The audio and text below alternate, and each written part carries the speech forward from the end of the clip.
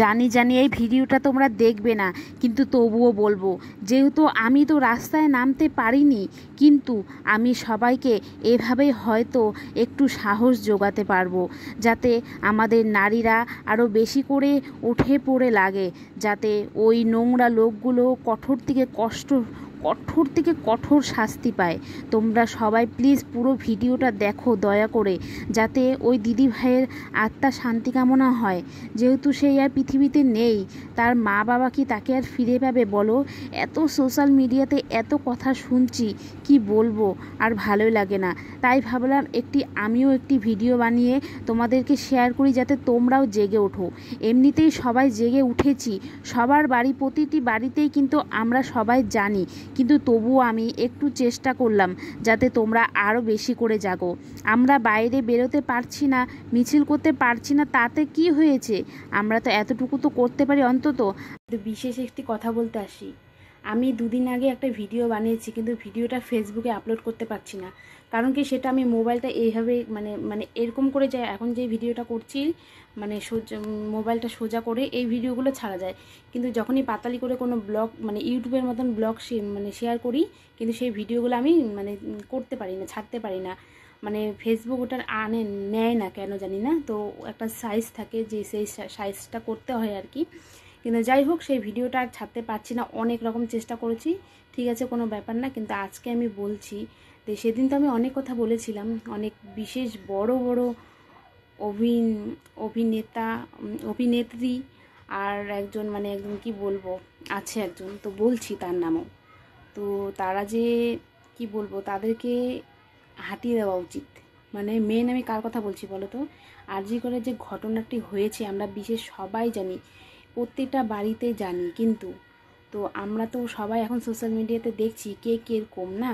যেমন আমার যে অরিজিৎ সিং দাদাভাই আছে, সে তো অনেক অনেক ভালো, তো সে অনেক প্রতিবাদে নেমেছে, কিন্তু এই রচনা ব্যানার্জি, তারপর ঋতুপর্ণা, তারপরে তোমার এই দাদাগিরির যে ইনি আছে না, সৌরভ গাঙ্গুলি, এই তিনজনকে তো এখন দেখতে ইচ্ছা করছে না আমার।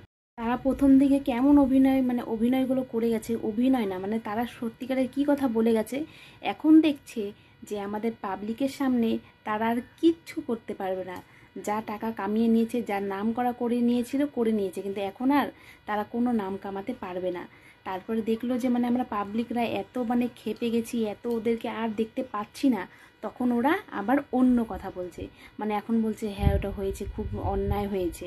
আর প্রথম দিকে তারা কি বলেছিল, তারা সবাই তোমরা নিশ্চয়ই জানো, বেকার আমি আর বলতে চাচ্ছি না। হ্যাঁ, ঋতুপর্ণা, রচনা ব্যানার্জি ন্যাকামো কান্না বের করছে, শঙ্খ ফু দিচ্ছে, সত্যি কি বলবো, এগুলো নাটক দেখলে না গা জ্বলে যাচ্ছিল।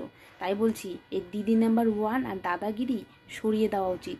এরকম দাদাগিরি আর দিদি নাম্বার 1-এ যারা দেশের নারীদের প্রতি এটুকু ইসে নেই, যাদের যা হয়েছে ওটা ওরকম বলতে পারে, তাদেরকে কোনো ওরকম দরকার নেই তাদের কাছে গিয়ে আমাদের জীবন কাহিনী বলবো, তারপরে তারা সেটা শুনবে, তারপর আমরা ওখানে যাব খেলবো, কোনো দরকার নেই। এদেরকে হাঁটিয়ে দেওয়া হোক, এটাই চাই, বিচার চাই, এটা তো একটা চাই। কিন্তু তার আগে আমাদের যে ঘটনাটি ঘটেছে নারীদের ওপর, মৌমিতাদির, আমরা ন্যায্য বিচার চাই। তাকে আমরা যারা এই নোংরামি কাজটা করেছে, তাদেরকে গাছের ডালে ঝুলিয়ে যাতে কঠোর থেকে কঠোর শাস্তি, যেটা একদম পৃথিবীর সবচেয়ে কষ্টকর শাস্তি, সেটাই যাতে তাদেরকে দেওয়া উচিত। তাহলে নেক্সট টাইম আর এগুলো কেউ যাতে করতে দুবার ভাবে যে না, কাজটা কি করব না। আমাদের নারীদের স্বাধীনতা চাই, এবার দুর্গাপূজা হোক চাই না হোক, কিন্তু আমাদের নারীদের স্বাধীনতা চাই। যারা এই পথে নেমেছো, তারা এই পথটিকে আরও এগিয়ে নিয়ে যাও। যত অবধি না এই ন্যায্য বিচার আমরা পেতে পাচ্ছি, তত অবধি আমরা কেউ হাল ছাড়বো না। সব মায়েরা, দিদিরা সবাই এসো, সব দাদা ভাইরা সবাই এসো।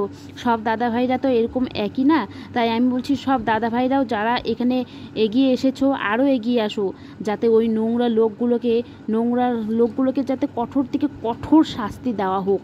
আমাদের দেশে কিসের স্বাধীন, কি হলো স্বাধীন?